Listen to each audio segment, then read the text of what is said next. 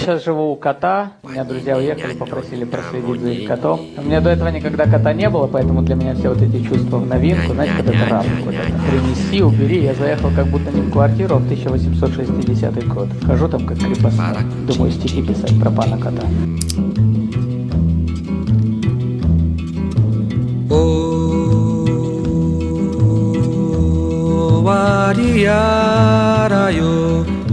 Oba, oba, oba, mañana.